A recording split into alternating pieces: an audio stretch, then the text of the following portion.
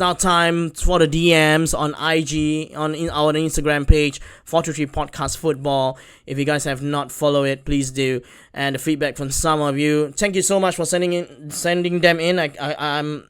I there's a lot of the feedbacks, and those who is not answered here on the podcast, we will repost it and answer you through the Instagram page. All right.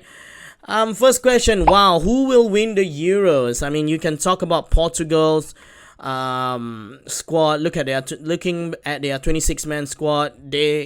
It's way miles better than the one that won in Euro 2016. Germany as well. Thomas Muller back in the Germany squad. Germany will always be there. They are kind of like the Man City of the international football. They're always gonna be there playing attractive football. And don't forget about Spain. They are always gonna be. If you talk about quality, that Spain side can unlock any defense. And of course England. The rise of some of the youngsters this season has been great news for England fans. So, but my take is gonna be France. I mean, I don't know how the route of the group is gonna go like, but when we talk about quality, if it's gonna be played tomorrow, it's gotta be France. Their midfield itself frighten any team.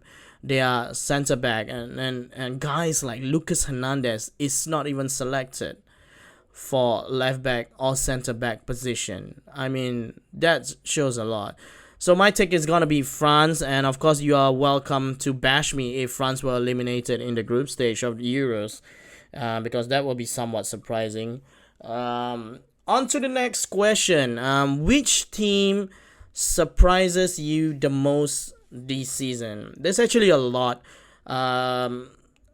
Villarreal from La Liga surprises me a lot. The way they play against Arsenal both legs. I know the second leg they were sitting deep, but they were containing in the Europa League as well. I watched that game. Some of the teams that they have dismantled this season: Real Madrid, Atletico Madrid, Lille have been somewhat surprising. From out of nowhere, they were 8th in December.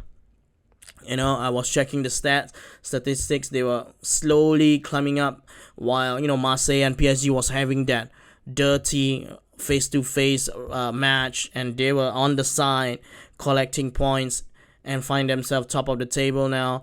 But I gotta say, the one team that surprises me the most this season was West Ham United. There's good and bad to this, but West Ham, of course, David Moyes, they only buy 3 players. The biggest of them all is Jesse Lingard, and how one player changed the entirety of a team's fate. And prior to 2 weeks ago, they were looking to play Champions League football. That's how close they came.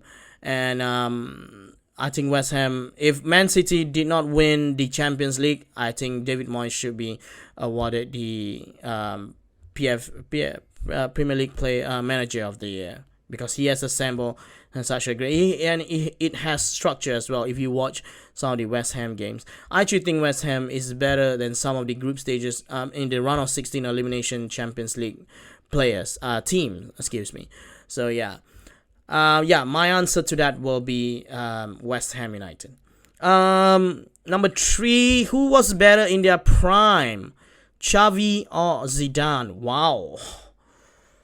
Woo. Xavi or Zidane? Well, I'll tell you what though. Individually, I think I'm lost for words. I'm trying to think achievement-wise. Both have won the number, but I think Zidane got the notch mainly because Zidane was winning the Ballon d'Or, right? Yeah, but both turn up in the finals. Both kind of like the middle system of their nation and their clubs. But I think club football, Xavi is better. And international football, Zidane is better. But if you gonna pit down whether it's Xavi or Zidane, you know what though? I'm just gonna go with Xavi because That last gaps of Zidane's behavior, I think that one, yeah, I think that one just maybe pull him down a notch. Because if he were to not get sent off and he took the penalty and France won against Italy, I think it was in 2006, it would have been something else for Zizou. Yeah, I think I'm gonna go with Xavi.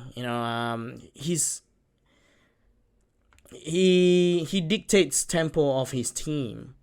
While Zidane, I think France is more open in terms of attacking, but he's the sole man. But I can't reason with you guys. But that one little particular behavior of Zidane getting sent off, and that iconic picture of him walking past the World Cup, I think that pulled him down a notch from Xavi. But it's neither here nor there. If you were to ask me, these two will probably be in every World 11 in the history of football, right? I would go for Xavi, but this is my preferences. Yeah. Yeah. Oh my God, I can't get through past that question. I mean, I remember playing football with some of my friends under the void. Everybody wants to be Zidane. His cool, calm, and collective. And then Xavi as well. Everybody wants to dictate tempos. I don't know. I pull my head, but I think Zidane had a better career in international, even though Xavi won the World Cup and Euros as well. But Xavi was part of that Spain squad that won the hat trick, right? It's I think Euro, World Cup, and Euro, but France didn't. I don't know. You really well, you know who you are, the one who sent these questions. I'm not allowed to say your username because you know who you are. But no, I can't answer this. I think our preferences. It's just down to preferences. I'll take Xavi. I don't want to think about it right now. Okay, number 4, the fourth question: if Suarez were in Barcelona, will Barcelona have a better season? I think. Well, Suarez Suarez was at Barcelona last season, and we see the root of the problem. The root of the problem here is not just striker for Barcelona. It's way behind. And I think Barcelona gave everyone a head start in La Liga. You know what I mean? So, no, I don't think they will win La Liga, but they certainly will have... The thing is, it's easier to say it now because when a player joins a new team, it's new motivation, it's fresh, it's easier for them to say. But of course, Suarez and Messi up front, it's one of the most dominant duo, right? I don't think even Benzema Real Madrid can overcome Suarez and Leo Messi at Barcelona, provided with the right structure behind it. It'll be interesting to see, Suarez, being protected by Frankie de Jong, Pedri, Sergio Busquets, Serginho Dest, it'll be interesting, but I think it was maybe Barcelona can finish second because the root of the problem is not just Suarez. It's not just the number 9 for Barcelona. So yeah. The last question coming from Manchester United fan: can Edison, Cavani, and Harry Kane play together? I get it. Your question is because most team doesn't play with two on and out strikers these days. Modern football. But I actually think they can. Because Harry Kane provided his both are great finishers, by the way, but Cavani's movement, it can complement the way Harry Kane plays the ball. He is very dynamic and a little bit of a playmaker in terms of Harry Kane. We've seen him partner with Son Heung-min at Spurs. So I think they can complement each other. It could be like the Tevez Rooney of Manchester United, or Dwight York and Andy Cole. I know it's a different time when York and Cole was playing. But yeah, I think but of course, if I was the manager, I gotta start with Harry Kane.